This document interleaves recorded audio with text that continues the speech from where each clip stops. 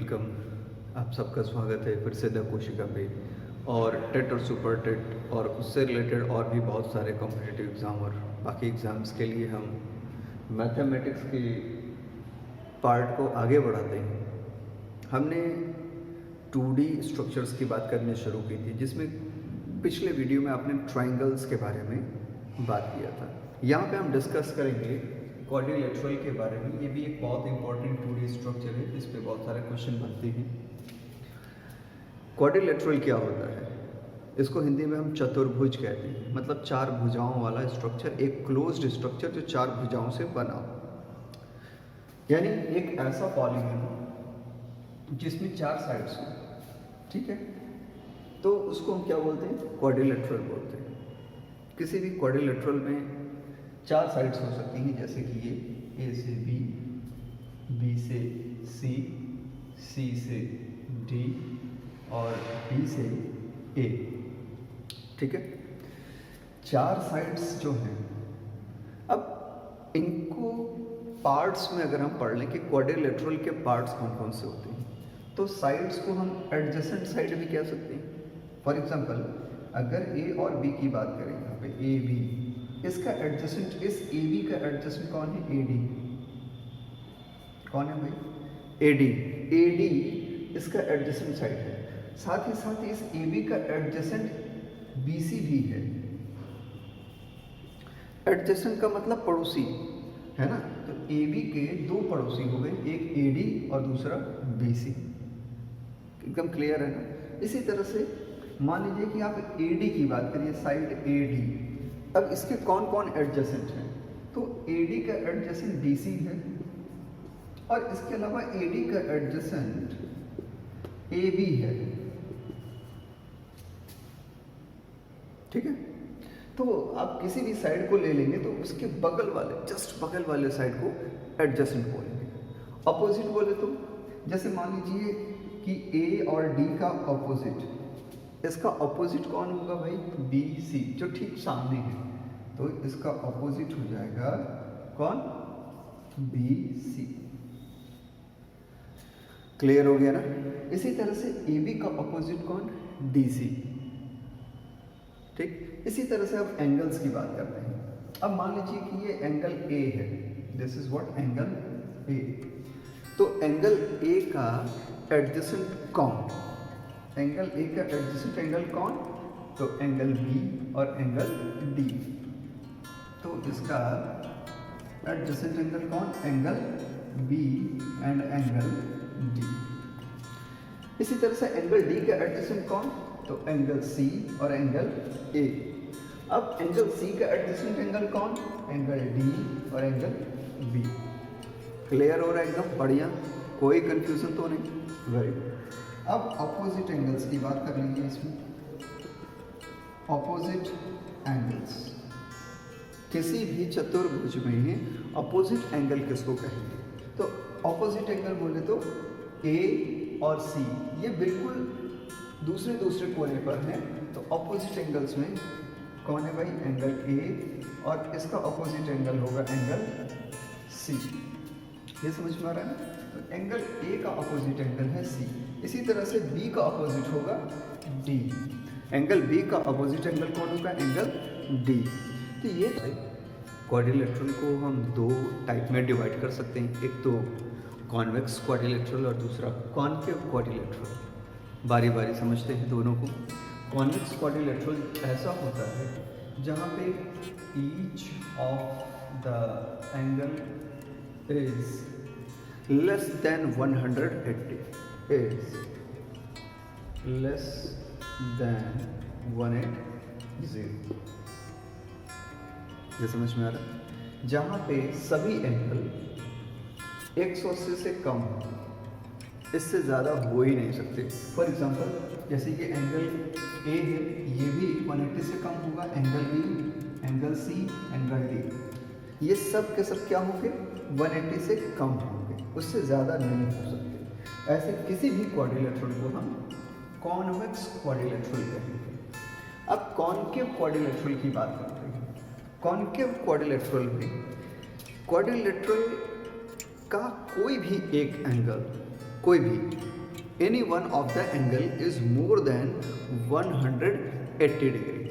For example यहाँ पे देख लीजिए, ये ए है, ये कम है 180 से, ये डी है, ये भी 180 से कम है, ये बी है, ये भी 180 से कम है, लेकिन यहाँ पे एंगल सी 180 से ज़्यादा है ना। 180 होता तो बिल्कुल सीधा होता, लेकिन उससे भी ज़्यादा है। So angle C is more than 180 degree, 180 degree से ज़्यादा है। तो ये कॉन्वेक्स और कॉन्केव का डिफरेंस क्लियर हो गया आप लोगों को, ठीक है। तो सबसे पहले तो हम बात करेंगे स्क्वायर की। स्क्वायर भी एक क्वाड्रिलेटरल है, लेकिन इसकी खास बात ये होती है कि इसकी सभी आर्म्स, लैटरल्स जिसको बोलते हैं, वो इक्वल होती हैं। Means P Q is equal to P S is equal to S R and it is equal to the R Q. ये क्लियर है? स्क्वायर की सभी साइड आपस में इक्वल होती हैं। इस वैल्यू को आप A B C D X Y Z whatever जो मानना है मान लीजिए, ठीक है। इसी तरह से इनके बीच का जो एंगल होगा, यानी जितने भी एंगल होंगे वो सभी एंगल इक्वल होंगे। अब आपको पता है कि किसी भी क्वाड्रिलेटरल में इंटरनल जितने भी चार एंगल हैं उनका टोटल सम 360 डिग्री होता है, 360 डिग्री ही होता है, ये याद कर लीजिएगा। Sum of all 4 angles of any quadrilateral is 360। वो चाहे किसी भी टाइप का हो, 360 से ज़्यादा नहीं हो सकता, 360 ही होगा, ये बाय रूल, ठीक है। तो स्क्वायर की बात करते हैं। स्क्वायर की खास बात है कि सभी एंगल भी आपस में इक्वल होते हैं, यानी angle P is equal to angle Q is equal to angle R is equal to angle S is equal to 90 degree. ये सब 90 डिग्री के होते हैं, 90 डिग्री, 90 अंश का कोण बनाते हैं, ठीक है। अब आपको पता है कि S से Q और P से R जो लाइन आ रही है, इसको हम डायगोनल कहते हैं। क्या कहते हैं इसको हम इस क्वाड्रिलेटरल का डायगोनल बोलते हैं। क्लियर हो रही है? डायगोनल। तो स्क्वायर के डायगोनल की एक खास बात है, स्क्वायर का डायगोनल एक दूसरे को एक जगह पर बाइसेक्ट करते हैं बीच में, और जहाँ पे ये बाइसेक्ट करते हैं ये हर तरफ 90 डिग्री का एंगल क्रिएट करते हैं। यानी जहाँ ये बाइसेक्ट करते हैं वहाँ भी ये 90 डिग्री का ही एंगल क्रिएट करते हैं। ये इनकी एकदम स्पेशल वाली क्वालिटी है ना। किसकी? स्क्वायर के डायगोनल की। दूसरी, ये तो एक प्रॉपर्टी हो गई डायगोनल की। दूसरी प्रॉपर्टी डायगोनल की क्या होती है कि इनके डायगोनल भी आपस में इक्वल होते हैं, इनकी साइज बिल्कुल सेम टू सेम होती है। Means diagonal P R is equal to diagonal Q S, दोनों की लंबाई बिल्कुल सेम होती है। और स्पेशल क्वालिटी देखिए भाई, जो ये एक दूसरे को बाइसेक्ट कर रहे हैं, ये बिल्कुल बराबर हिस्से में एक दूसरे को काटते हैं, एकदम बराबर, कहीं कम ज़्यादा नहीं होता है। ये है स्क्वायर की प्रॉपर्टीज।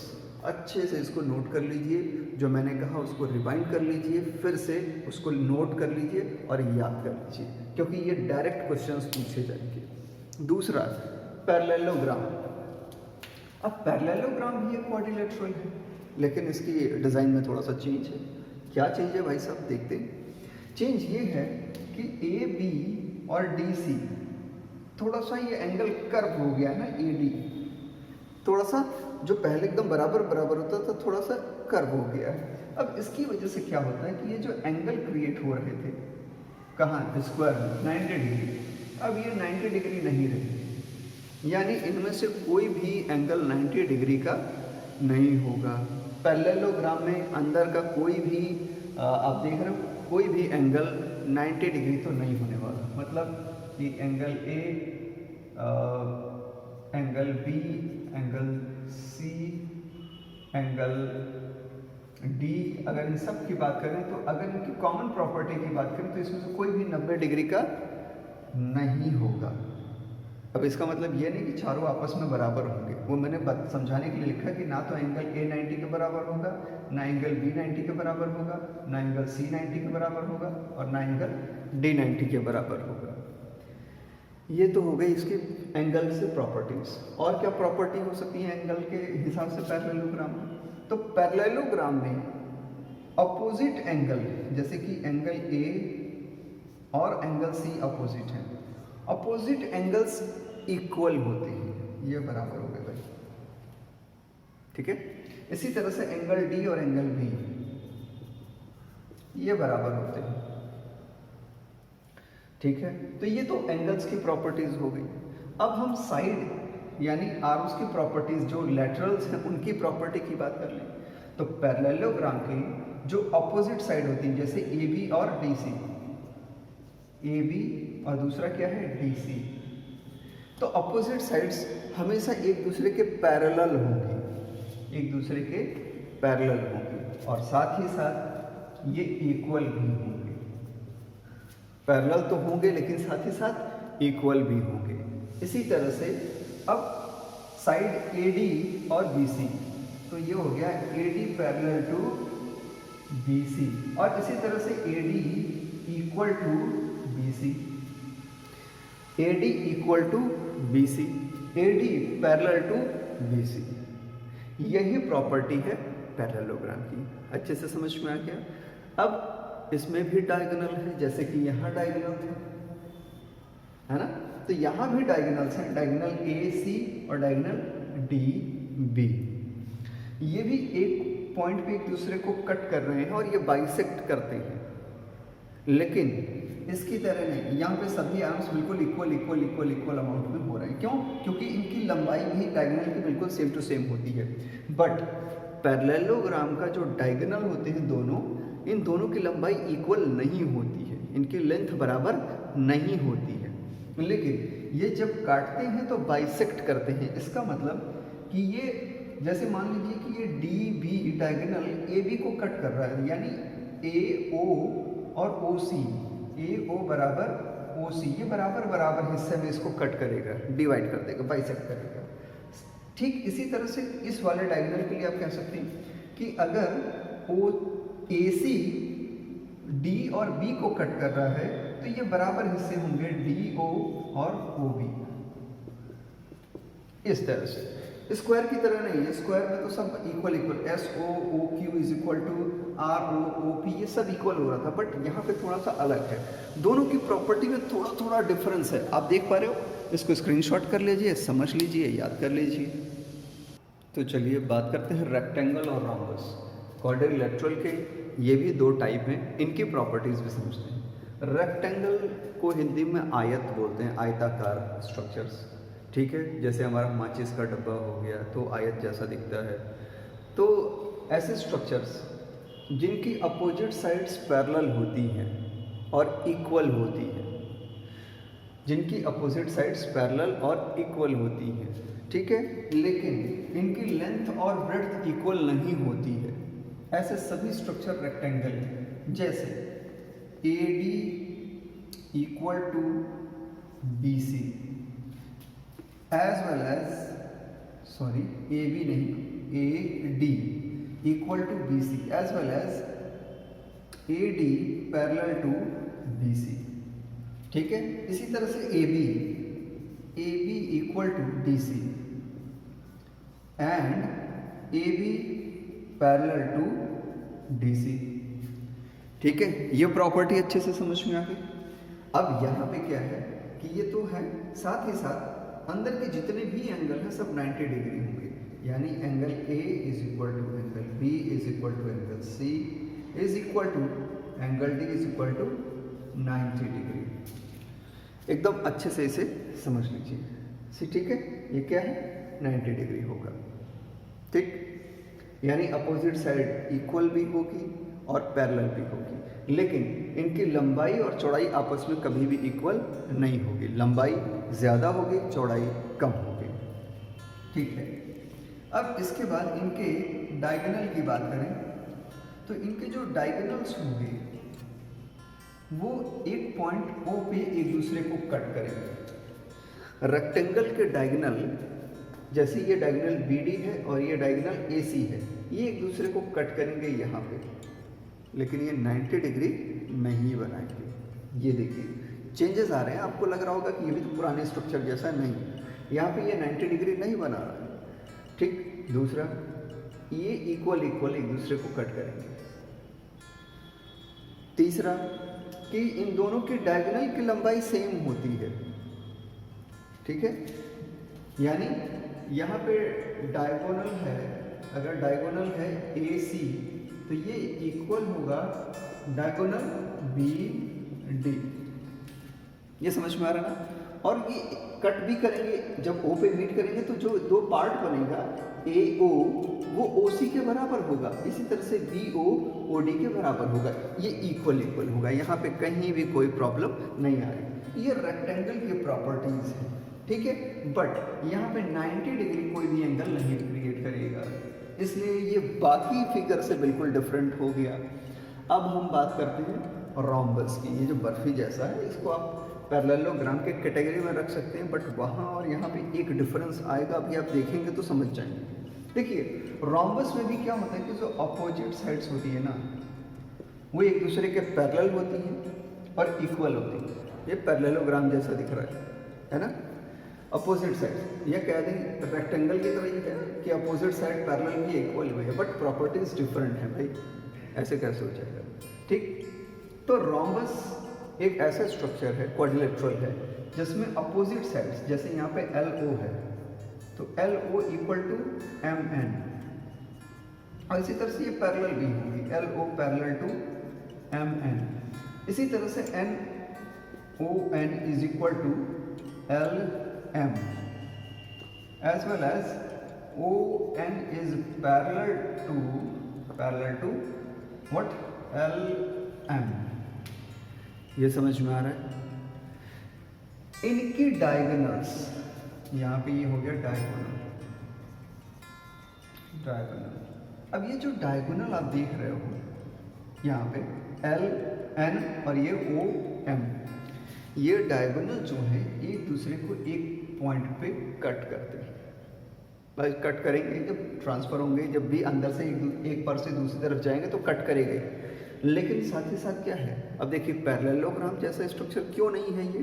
क्योंकि ये 90 डिग्री बना रहा है यहाँ पे। जब ये बाइसेक्ट करते हैं तो इसके यहाँ पे कट करने वाले सभी एंगल 90 डिग्री बना रहे हैं। पैरेललोग्राम में ऐसा नहीं हो रहा था।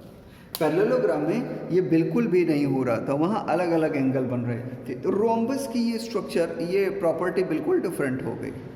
अच्छा, रोम्बस की एक और प्रॉपर्टी, रोम्बस का जो डायगोनल होता है, जब ये बाइसेक्ट करते हैं तो 90 डिग्री बनाते हैं, ये प्रॉपर्टी तो आपने देख लिया।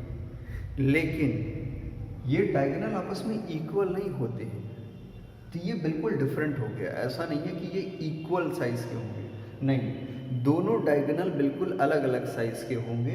हाँ, लेकिन जब ये बाइसेक्ट करते हैं तो ये 90 डिग्री क्रिएट करते हैं। तो ये है रोम्बस। अब हम बात करते हैं ट्रेपेजियम की। ट्रेपेजियम,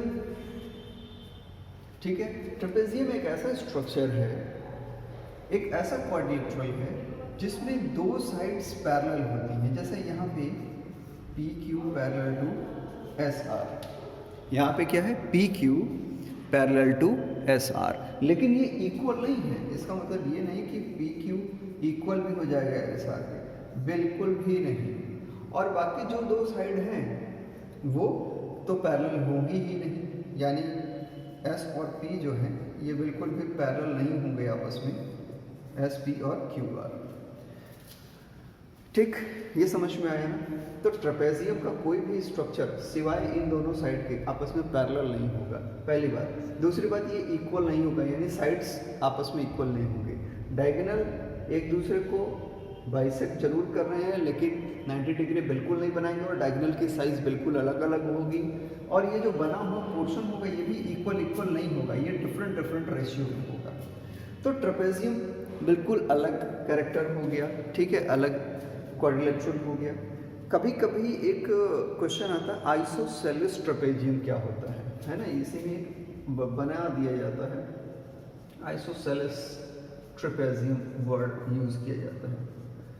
एक्चुअली होता क्या है कि ट्रेपेजियम में ही, है ना, ट्रेपेजियम में सारी प्रॉपर्टी सेम रहे, बस एक प्रॉपर्टी चेंज होती है कि जो पैरेलल साइड है, चाहे इस साइड का चाहे इस साइड का, किसी भी एक साइड का अपने एडजेसेंट साइड के साथ यानी non parallel sides are equal in size. जब साइज में इक्वल हो जाते हैं, ठीक है, तो उसको हम बोलने लगते हैं आइसोसेलेस ट्रेपेजियम। बाकी सारी प्रॉपर्टी सेम टू सेम रहेगी, ठीक है, बस एक प्रॉपर्टी चेंज होगी कि जो एडजेसेंट साइड होगी, मतलब कि जो नॉन पैरेलल साइड होंगी यहाँ पर, वो इक्वल हो जाती हैं, उनकी लेंथ इक्वल होती है। तो ऐसे ट्रेपेजियम को आइसोसेलेस ट्रेपेजियम कहा जाता है। आई थिंक क्वाड्रिलेटरल आपको बहुत अच्छे से समझ में आ गया।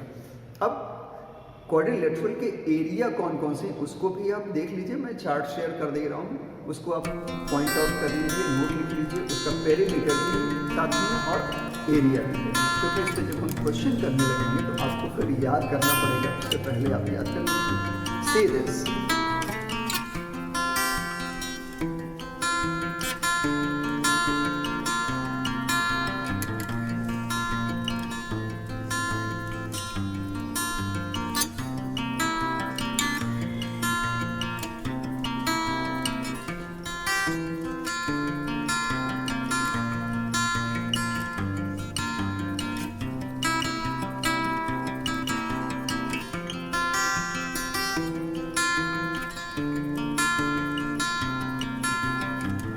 तो थैंक यू।